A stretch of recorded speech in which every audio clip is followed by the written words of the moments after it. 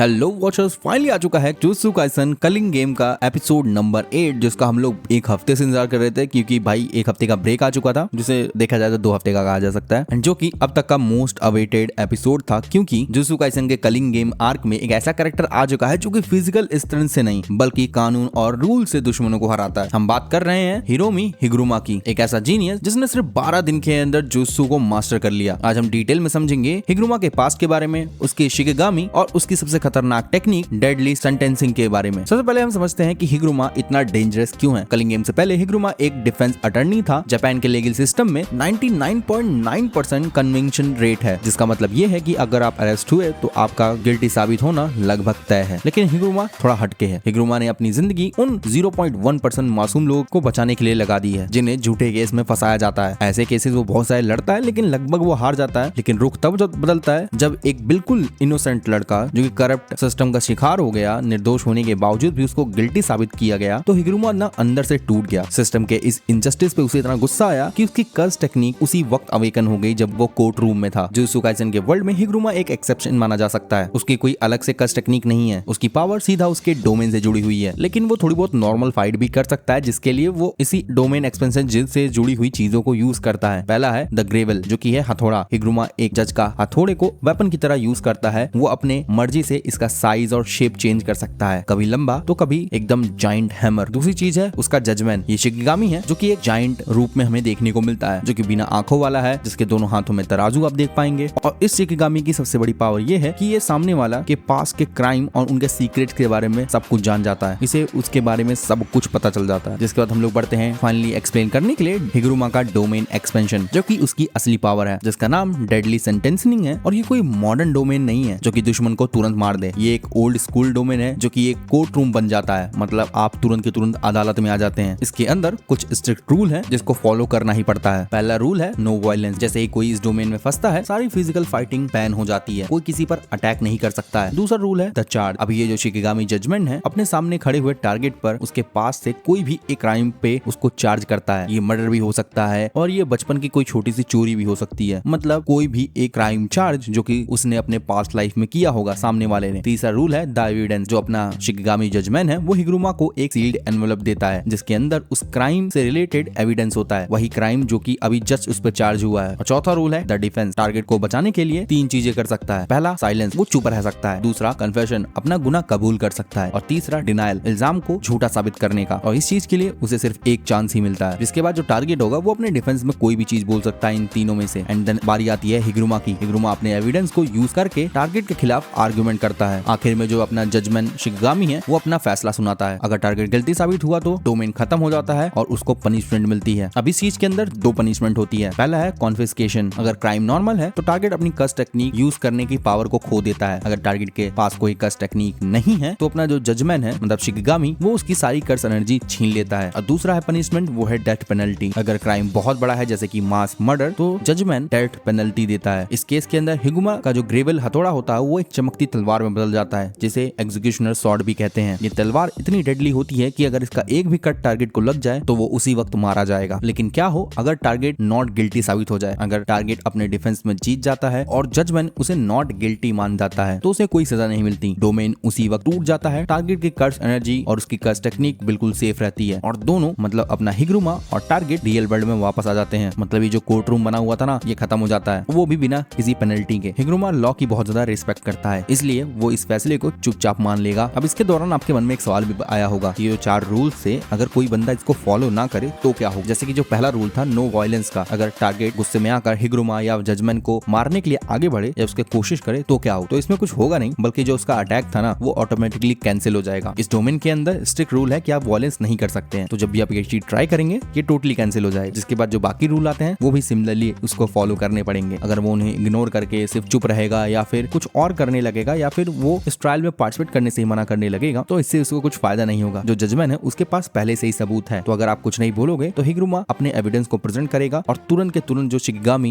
Judgement है वो guilty आपको साबित कर देगा और आपको सीधा पनिशमेंट मिलेगी। तो इससे बचने का कोई चीट कोड नहीं है। इस डोमेन से आप बच नहीं सकते हैं। टारगेट के पास सिर्फ 2 रास्ते बचते हैं, अपना दिमाग लगा के कोर्ट केस जीतना, और दूसरा रूल तो हम सब जानते हैं कि इस डोमेन से अच्छा और बेटर डोमेन एक्सपेंशन करना। सामने वाला के पास अगर बेटर डोमेन हुआ तो वो हिगुरुमा के डोमेन को तोड़ सकता है, बट ऐसे शायद कम ही लोग लोग हैं, तो चुपचाप ये सारे रूल्स को फॉलो करो और एक फेयर ट्रायल करो। तो हाँ गाइज, ये थी हिगुरुमा की कस्ट टेक्निक, उसका डोमेन एक्सपेंशन और उसके रूल्स। अभी इन सब से भिड़त होने वाली है अपनी यूजी इतादोरी की एपिसोड 9 के अंदर, जिसके लिए भाई मैं तो बहुत ज्यादा एक्साइटेड हूँ। बाकी आप बताना आपको एक्सप्लेनेशन कैसा लगा, और हमने इसके ऊपर पूरी प्लेलिस्ट बना रखी है जिसके अंदर आप जाके कलिंग गेम रूल, टेंगिन के बारे में, ज़निन क्लैन की फैमिली के बारे में, प्रिंसिपल यागा के बारे में, या फिर और बहुत सारी चीजें जो कि जुजुत्सु काइसेन सीजन 3 से रिलेटेड है, आप जाके वहाँ पे देख सकते हैं या फिर जान सकते हैं। उसको हम प्रॉपर्ली एक्सप्लेन या ब्रेक डाउन कर रहे हैं। बाकी ऐसी और वीडियोस के लिए चैनल को सब्सक्राइब, वीडियो को लाइक करिए। मैं मिलता हूँ किसी नेक्स्ट वीडियो के अंदर, तब तक के लिए बी द वॉचर।